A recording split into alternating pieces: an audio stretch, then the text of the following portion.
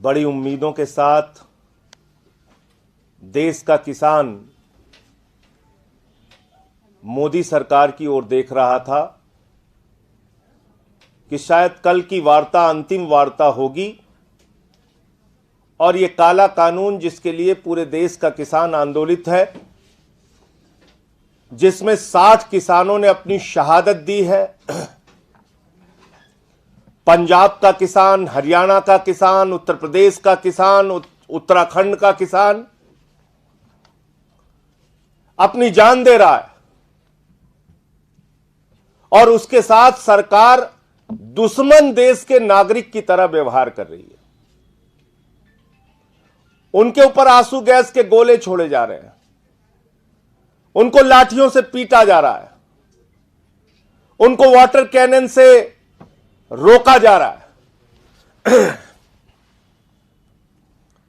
और साथ ही साथ उनको अपमानित करने के लिए आतंकवादी, खालिस्तानी, पाकिस्तान से मिला हुआ, चीन से मिला हुआ,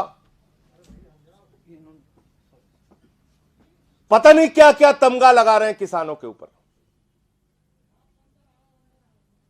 यानी देश के अन्नदाता को जिस तरह से 2 दिन पहले दृश्य सामने आया कि खट्टर सरकार उनके ऊपर गोलों की बौछार कर रही है,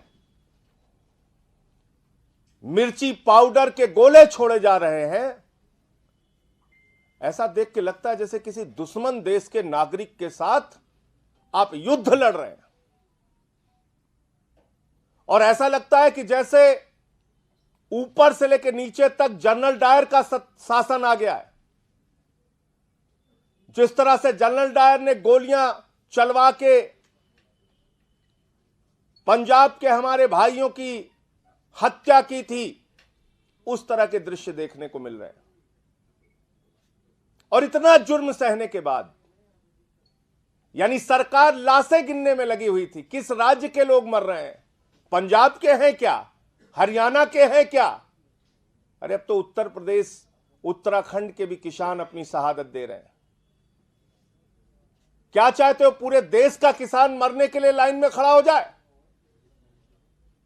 तब तुम्हारी कुंभकर्ण की नींद खुलेगी? क्या आप चाहते हैं? लोकसभा में इस बिल का विरोध हुआ, राज्यसभा में इस बिल का विरोध हुआ, सड़क पर इस बिल का विरोध हो रहा है, ऑर्डिनेंस के जरिए चोरी चुपके पिछले दरवाजे से आपने बिल पास किया, पार्लियामेंट में चर्चा तक नहीं कराई इस पे। और ये बिल जो अडानी की गुलाम सरकार ने पूंजीपतियों के लिए बनाया है, किसान भी अपना मन बना के आ चुके हैं कि जब तक ये काला कानून वापस नहीं होगा तब तक आंदोलन जारी रहेगा। और आम आदमी पार्टी के नेता अरविंद केजरीवाल जी ने भी दृढ़ संकल्प ले लिया है कि संसद से लेकर सड़क तक, सेवादार से लेकर सांसद और जनप्रतिनिधि और मुख्यमंत्री के नाते, विधायक के नाते, हमारा एक एक कार्यकर्ता किसानों का साथ देगा और इस बिल का जमकर विरोध करेगा, सड़क पर भी और संसद में भी, विधानसभा में भी। कल बड़ी उम्मीद थी कि शायद ये काला कानून वापस लेने के बारे में कोई फैसला सरकार करे, लेकिन जैसा पहले हुआ कल भी उसी तरीके से उम्मीदों पर पानी फेर दिया सरकार ने। और मैं जो बार बार कहता हूं कि ये कहने के लिए 130 करोड़ लोगों की सरकार है, लेकिन दरअसल ये अडानी की गुलाम सरकार है, पूंजीपतियों की गुलाम सरकार है। और गुलाम सरकार के मालिक जब तक कुछ नहीं करेंगे, वो इन करोड़ों किसानों की मांग सुनने वाले नहीं है। और यही हुआ। अभी भी मैं कह रहा हूं, पीड़ा, तकलीफ, कष्ट का पहाड़ खड़ा हो चुका है। धैर्य का बांध किसानों का टूट रहा है। मोदी जी, उनके धैर्य की परीक्षा मत लीजिए। बहुत इम्तिहान ले लिया आपने, इस कड़कती ठंड में उनको खूब तड़पा लिया।